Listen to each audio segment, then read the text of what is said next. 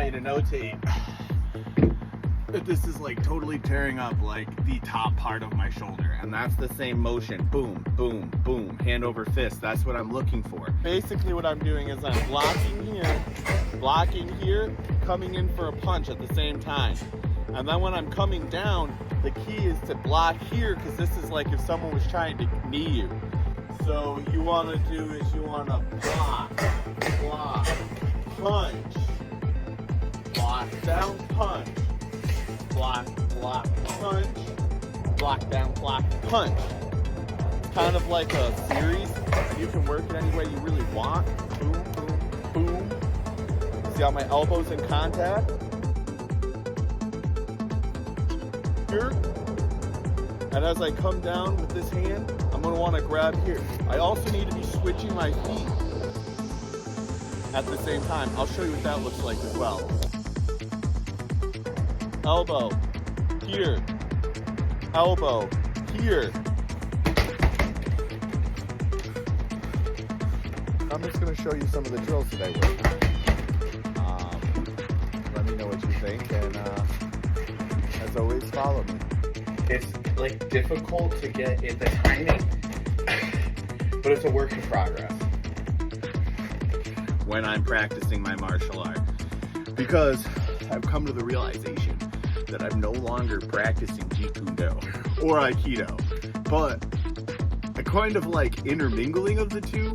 So I guess it's called the way of the crowbar. I don't know if I can rip it, bro, but it'll help, because I've been in a lot of skirmishes. I wouldn't even call them fights. And a lot of the time, there's always more than one guy. Especially when you're my size, when you're a bigger fella. There's always two, at least. And listen, anything more than two, back out, bro. Just get out of there. I don't know if you've ever fought an octopus, but you never know where it's coming from, and you're gonna get your ass kicked. It's a fact. But two people are manageable. And all you have to do is establish which one is the leader. But if you have no choice but to defend yourself, this stuff will help. So what you're doing is you're bringing the curl up, right? And while you're doing that, you're holding the opposite hand back. And what you're doing is you're trading. Hand over fist, and it's very fluid, but it's like difficult.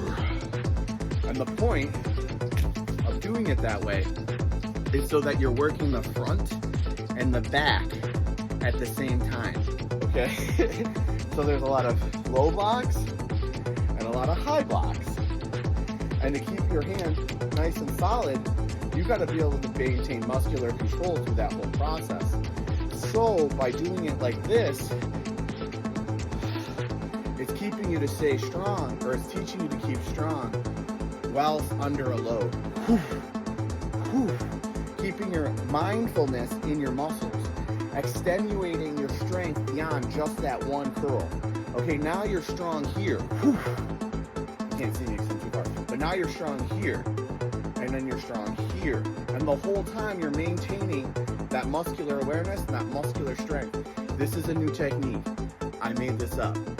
Try it for a week. Tell me what you think.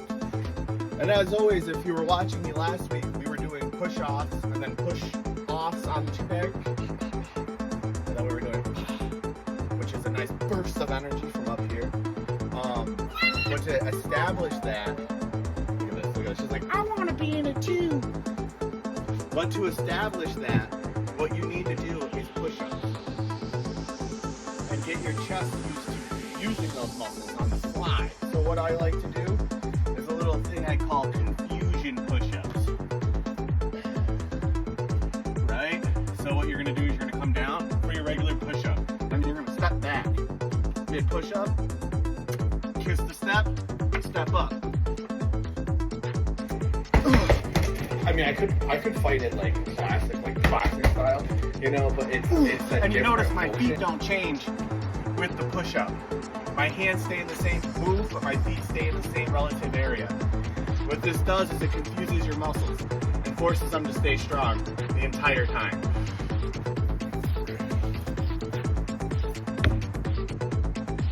Jump ups.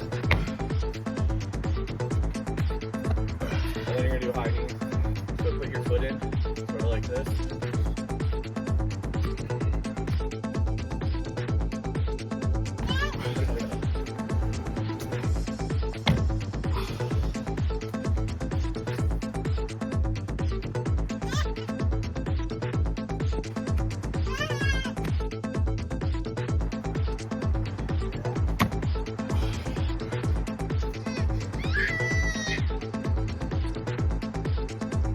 Ugh.